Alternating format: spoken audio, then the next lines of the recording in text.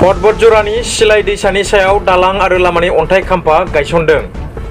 कक्राझार जिल्ला पर्बतजरा महकुमानि सिङाव मंगलाजरा दख्रानि सिङाव थानाय बयजोंबो मिन्थिजाग्रा जारिमिनारि सिलाइ दैसाजों लोगोसे गंथाम दालां आरो 4.5 किल'मिटार 500 जानथाइनि लामाखौ दिनै मानगोनां एमपि जयन्त बसुमतारी बिथाङा 7,44 लाख रांनि मोनसे अन्थाइ खाम्फा गायसननाय जायो।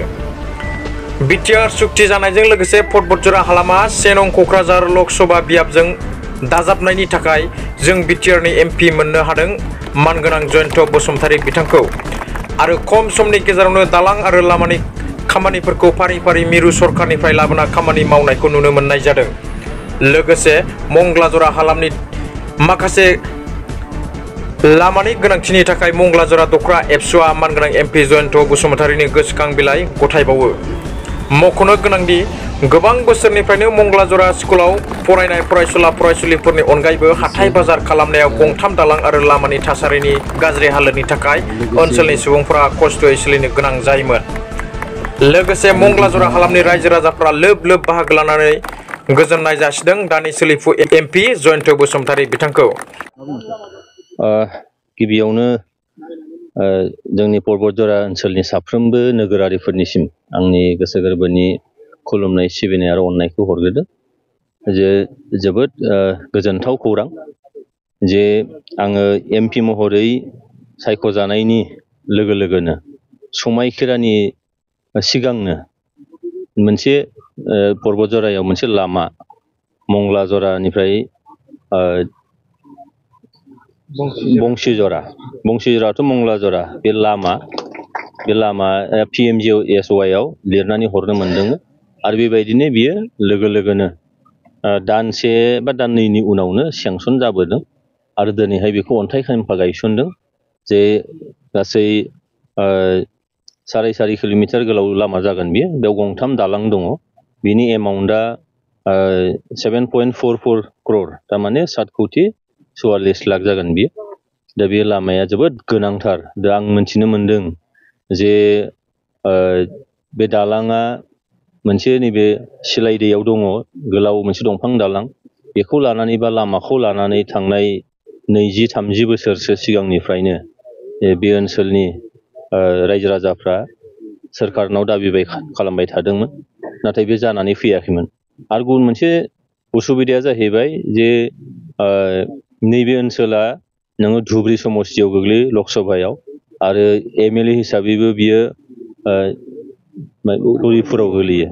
दा MLA आ काउन्सिलनि सिंनि ओनसोलखाय बिथांमोनाबो नायसनाखै बा गोसो हयथ' जायाखैमोन आरो MP आबो बे ओनसोलखौ हयथ' नाहराखैमोन। दा बेबायदियाव जोंनि नैबे ओनसोलनि रायजो राजाफ्रा जोबोद दुखु खस्थ' जारलायाव गोग्लैनानै दंमोन। नाथाय आं MP महरै सायख'जानाय लोगो लोगोनो समायखिरा लानायनि सिगाङावनो बे लामाखौ भारत सोरखारनिसिम लिरनानै हरनो मोनदोंमोन आरो बिदिनो सेंसन जानानै फैबाय 7,44 लाख आरो बेजों जोबोद थाबैनो बे लामाखौ मावनाय जागोन। आङो मावनानै होनो मोननानै जोबोद गोजोननाय मोनदों।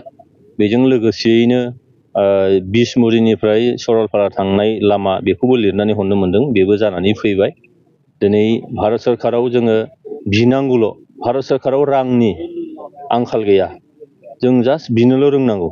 खिन्थु जा क'क्राझार हिसाबै थांनाय 10 बोसोरा जोंनि आखायाव गैयामोन। MP आ गुबुन हिसाबै बिथाङा हयथ' बे ओनसोलनि जौगानायनि फारसे जेबो हयथ' सिन्था खालामाखैमोन। दा मिजिं खालामदों जे पर्बतजरा ओनसोला, मानोना लामाया जुदि कानेक्टिभिटिया जुदि मोजां नङाबा, कमिउनिकेसना जुदि मोजां नङा, मोनसे ओनसोला जेब्लाबो माने गोग्लैसोनाय हिसाबै माने रायजो राजाफ्रा फिल खालामा आरो बे बास्तब सैथोबो। दा जोंहा बे पर्बतजराया जाहैबाय जोंनि बर'फोरनि थाखाय जारिमिनारि मोनसे जायगा बियो। बे ओनसोला निस्सय वेल कानेक्टिभिटि जानांगोन आरो जौगानाया फैथारनांगोन। पर्बतजरानि थाखाय मोनसे मोजां खौरांखौ जोंहा जे दिनै बिटिआर सुक्तिनि गेजेरजों जोंनि मानगोनां बिटिआरनि चिफ आरो जोंनि UPPL दोलोनि आफादगिरि प्रमद बर' बिथांमोननि जे मोनसे सुक्ति खालामनाय बिटिआर सुक्ति, बे बिटिआर सुक्तियाव पर्बतजरायाव मोनसे रेलवे कच फेक्टरि दङ। बे अलरेडि 300 कौटि रांनि मोनसे एलकेसन जाबाय होननानै आङो मोनथिदों आरो बेखौ जुदि जोङो थाबैनो आरोबाव बानायनो हायोब्ला, लुखांनो हायोब्ला पर्बतजराया हयथ' जोंनि जौगासार जेरै क'क्राझार टाउन ओनसोलफोर बायदि बा माखासे ओनसोलफोर बायदि बे पर्बतझरायाबो दिनैनि अबस्थायाव थानाय नङा बे मोनसे जौगासार मोनसे थासारि फैगोन जोंहा दंबावो आरोबाव रुपसि एयारपर्ट बे रुपसि एयारपर्टआ दा थांनाय 17 अक्ट'बरनिफ्राय बेयाव माने फ्लाइट बिरदोंमोन नाथाय कम्पानिया फिसा जानायखाय बिसोर फ्लाइटखौ कन्टिनिउ खालामनो हायाखै गोबां जेंना जादों दा बेयाव गिदिर फ्लाइट बिरहोनोबो जोंहा रानवेया थोजासे नङा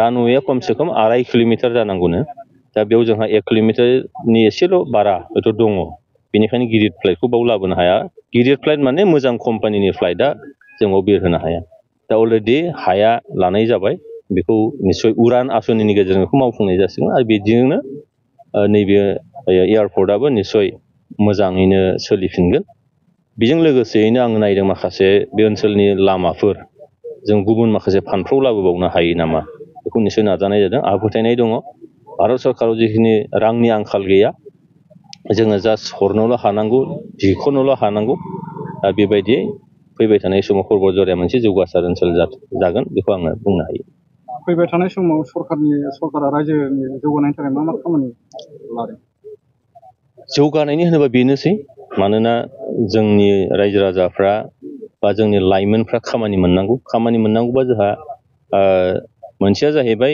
एयारपर्टआ मोजां जुदि जायो बेयाव इनडाइरेक्टलि माखासे खामानिफोरनिसै जों मोनगोन बेयाव जोङो दखान फाहार होनायजोंनो जा बा दिनै गारि घरा सालायनायजोंनो जा बेजों मोनसे जोंनि थांनानै थानायनि राहानिसो फैगोन आरो रेलवे कच फेक्टरि जायोब्ला बेयावबो गोबां रोखोमनि खामानिनिसो ओंखारगोन बेजोंबो मोननो हागोन आरो दिनै जिथु पर्बतझराया गोदाननि मोनसे साब डिभिजन बे साब डिभिजनावबो गोबां मोनसे जौगानाय हाबाफारिफ्रा निश्चय फैगोन आरो फैयोब्ला बेजोंबो माखासेफ्रा एबजर्ब निश्चय जागोन आरो बेबायदिनो सरकारनि माखासे थाखानाय जे आसनि बेथ' सोलिगासिनो दंखायो जेरैहाय जोंनि सेल्फ हेल्प ग्रुपफोरनो जिखिनि माइनाव सोरां बिथांखिनि गेजेरजों रां होनाय जोंनि गियान सोरां बिथांखि फरायसाफोरनो रां मदद होनाय बिदिनो जायफोर फिसा फिसौ बिजनेस खालामनानै जायो बिथांमोननो मोनसे अनसुंथाइ होनाय बेफोर हाबाफारिफोर निश्चय दंबाय थायो आरो बिनि गेजेरजों निश्चय जोङो जौगानायनि जे लामा बेखौ जों मोननो हागोन